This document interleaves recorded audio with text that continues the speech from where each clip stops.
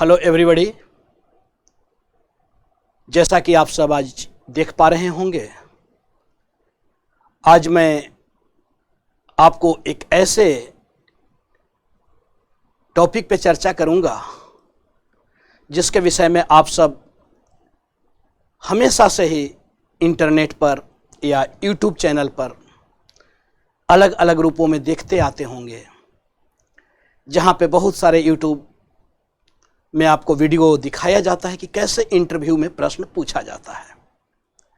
आज मैं आपके समक्ष उत्तर प्रदेश लोक सेवा आयोग में पूछे गए उन प्रश्नों को जो अभी इस वर्ष 2018 के जो इंटरव्यू में एक छात्र से जो प्रश्न पूछा गया, आज मैं आपको उस सच्चाई से वाकिफ कराने जा रहा हूं कि प्रश्न किस प्रकार से पूछे जाते हैं।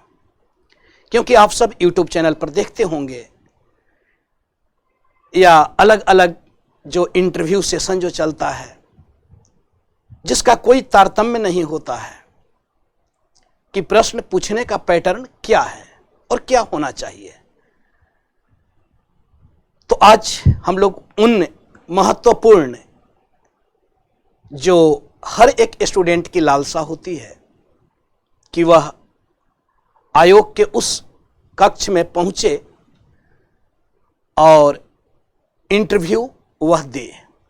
हर परीक्षार्थी की, हर विद्यार्थी की यह कोशिश होती है कि सफलता के उस मुकाम पर पहुंचने के लिए उस कक्ष तक पहुंचा जाए। लेकिन उस कक्ष में क्या प्रश्न पूछा जाता है, अध्यक्ष के द्वारा किस प्रकार से प्रश्न पूछे जाते हैं, सदस्यों के द्वारा किस प्रकार से प्रश्न पूछे जाते हैं। क्योंकि बहुत ऐसे छात्र आज हैं जिनको जो दूर दराज के क्षेत्र में रहते हैं, जिनके ना तो कोई रिलेटिव, ना कोई पेरेंट्स, ना कोई फ्रेंड जो इस मुकाम तक पहुंच पाए हैं, और जिनको सही वस्तु स्थिति की जानकारी हो पाए, तो वे बहुत ही परेशान होते हैं कि आखिर आयोग में प्रश्न पूछा क्या जाता है, कैसे पूछा जाता है। तो आज मैं उन्हीं महत्वपूर्ण मुद्दों पे जो यूपीपीसीएस 2018 इंटरव्यू में जो बच्चा दिया था, जो हिस्ट्री ऑप्शनल का मेरा ही बच्चा है और बहुत ही लंबे समय से जुड़ा भी रहा है, तो आज उसी के जो प्रश्न पूछे गए हैं, मैं आज उन प्रश्नों को आपके समक्ष यहाँ पे प्रस्तुत कराता हूँ। सबसे पहले आप देखें तो इस बच्चे का जो जिस बोर्ड में उसका पढ़ा था, वह बोर्ड आपको शाक्य सर का बोर्ड था, जो चेयरमैन थे। अब यहाँ पे आप देखें तो यह जो बोर्ड था, इस बोर्ड में जो प्रश्न पूछा गया है वह आप देखें तो यहाँ पे जो प्रश्न जो उस बच्चे से पूछा गया था, जो शाक्य सर चेयरमैन थे, और उनके बोर्ड में जो उस बच्चे से प्रश्न पूछा गया, जिसका हमने बताया कि वह इतिहास वैकल्पिक विषय का छात्र रहा है, उस बच्चे से प्रश्न पूछा गया पहले जो चेयरमैन हैं उनके द्वारा कि आप क्या कर रहे हैं वर्तमान में। दूसरा प्रश्न था कि स्नातक आपने कब किया। तीसरा प्रश्न था कि किस विषय से आपने स्नातक किया। चौथा प्रश्न अध्यक्ष महोदय के द्वारा पूछा गया कि आपने पोस्ट ग्रेजुएशन की डिग्री कब प्राप्त की और किस विषय से। पांचवा प्रश्न पूछा गया, क्योंकि वह छात्र इतिहास वैकल्पिक विषय का छात्र था, तो उससे इतिहास से संबंधित प्रश्न पूछा जाता है कि शिवाजी का राज्यारोहण कब हुआ था। नेक्स्ट प्रश्न उससे छठे प्रश्न पूछा जा रहा है उसी अध्यक्ष महोदय के द्वारा। उसके उत्तर दिए जाने के बाद, जिसने बहुत ही अच्छे से सभी प्रश्नों का उत्तर दिया है, शिवाजी का राज्याभिषेक किस ब्राह्मण ने कराया था। सातवां प्रश्न पूछा गया कि NIC का फुल फॉर्म क्या है।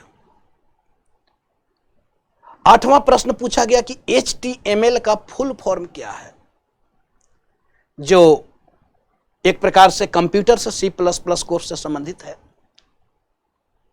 और जिसमें वेबसाइट डिजाइन ये सब आते हैं, तो इससे रिलेटेड यह प्रश्न था। उसके बाद 9वां प्रश्न उस अध्यक्ष महोदय से पूछा गया, क्योंकि उसके सारे कागजात वहां टेबल पे उपस्थित थे, तो उससे 9वां प्रश्न पूछा गया, क्योंकि वह बच्चा पहले भी इंटरव्यू दे चुका था और वह यूपीपीसीएस में सिलेक्टेड भी है। तो उससे प्रश्न पूछा गया कि पहले आपने इंटरव्यू कब दिया था, किसके बोर्ड में दिया था। तो इस प्रकार से यह प्रश्न आपको अध्यक्ष महोदय के द्वारा पूछा गया, जिसमें आप देखें कि प्रश्न बिल्कुल जो आप लोग पढ़ते आए हैं, जो आप सब देखते आए हैं, जो यूट्यूब चैनल में बहुत सारे प्रश्न ऐसा पूछा गया वैसा पूछा जाता है जिसके भरमार हैं, या जो आप मॉक इंटरव्यू देते हैं, तो वहां आप प्रश्नों को देखिए कि किस प्रकार से प्रश्न आपसे पूछे जाते हैं। उसके बाद जब अध्यक्ष महोदय का प्रश्न समाप्त होता है, तो पहले सदस्य जो थे उनके द्वारा कुछ महत्वपूर्ण प्रश्न पूछे गए उस छात्र से कि एसडीएम के आप 3 कार्य बताएं। अगर आप एसडीएम के रूप में सेलेक्ट होते हैं तो 3 महत्वपूर्ण कार्य को आप बताएं कि 3 महत्वपूर्ण कार्य क्या क्या एसडीएम के हैं। दूसरा प्रश्न उन्हीं सदस्य के द्वारा पूछा जा रहा है कि आप प्रशासन में पारदर्शिता कैसे लाएंगे। इसके जवाब देने के पश्चात अगला प्रश्न उन्हीं सदस्य महोदय के द्वारा पूछा जा रहा है कि आप एसडीएम हैं और रूटीन फाइल आपको नहीं आती है तो आप क्या करेंगे। उसके बाद उन्हीं अध्यक्ष महोदय के द्वारा चौथा प्रश्न पूछा जा रहा है कि आपकी अच्छी आदतें क्या हैं, यानी हॉबीज से भी रिलेटेड एक प्रश्न आपसे पूछा जाता है। तो इस प्रकार से इस अध्यक्ष के बाद सदस्यगण के द्वारा, जो पहले सदस्य थे जो उस बोर्ड में बैठे हुए थे, उस बोर्ड के पहले सदस्य के द्वारा उस छात्र से यह प्रश्न भी पूछे गए। उसके बाद आप देखते हैं दूसरे सदस्य के द्वारा फिर कुछ महत्वपूर्ण प्रश्न पूछा जा रहा है, जिसमें दूसरे सदस्य पूछते हैं कि चाणक्य नीति को बताएं, क्या है चाणक्य नीति, क्योंकि वह छात्र इतिहास वैकल्पिक विषय का छात्र है, तो उससे हिस्ट्री से रिलेटेड प्रश्न तो पूछे ही जाएंगे। उसके बाद उससे पूछा गया कि चाणक्य नीति के पहले भारत में कौन सी नीति थी, तो उस पे भी इससे प्रश्न पूछा गया। उसके बाद दूसरे सदस्य के द्वारा पूछा जा रहा है, जो इतिहास से ही संबंधित प्रश्न है, कि अशोक बौद्ध कैसे बना। उसके बाद दूसरा प्रश्न उससे पूछा जा रहा है उन्हीं सदस्य दूसरे सदस्य महोदय के द्वारा कि किन स्रोतों से पता चलता है कि अशोक बौद्ध था। उत्तर देने के पश्चात अगला प्रश्न फिर उन्हीं सदस्य 2 के द्वारा पूछा जाता है कि अशोक की धार्मिक नीति को बताएं कि अशोक की धार्मिक नीति क्या थी। उसके बाद इन दोनों सदस्यों के द्वारा प्रश्न पूछे जाने के बाद फिर से अध्यक्ष महोदय के द्वारा उस बच्चे से प्रश्न पूछा जाता है कि मध्यकाल में किस राजा को हिंदू सर्वाधिक पसंद किया करते थे।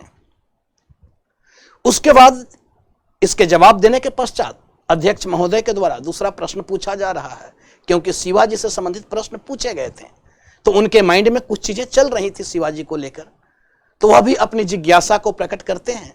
और दूसरा प्रश्न शिवाजी से संबंधित पूछा जाता है कि शिवाजी का संघर्ष किन किन राजाओं के साथ हुआ था। देखिए, प्रश्न बहुत सरल है, लेकिन जब आप उस मुकाम तक पहुंचते हैं जहां पे आप बस कुछ ही कदम दूर होते हैं, वैसे टाइम में अपने आप को मेंटेन कर पाना और अपने आप को सही रूप में प्रस्तुत करना एक बहुत बड़ी चुनौती होती है।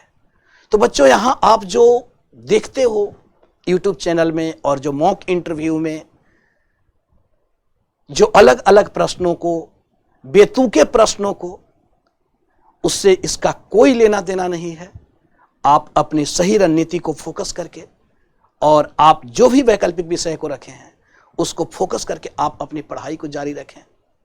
जो भी अध्यक्ष होते हैं, जो भी सदस्य होते हैं, वह आपको बाहर करने के लिए नहीं बैठे हैं, बल्कि आपकी सिलेक्शन को सुनिश्चित करने के लिए वे बैठे हैं। अगर आप बैलेंस रहेंगे, पैनिक नहीं होंगे, तो आपके मार्क्स इंटरव्यू में अवश्य अच्छे प्राप्त होते हैं। तो आज मेरा उद्देश्य सिर्फ यही बताना था। बहुत बहुत धन्यवाद। Thank you.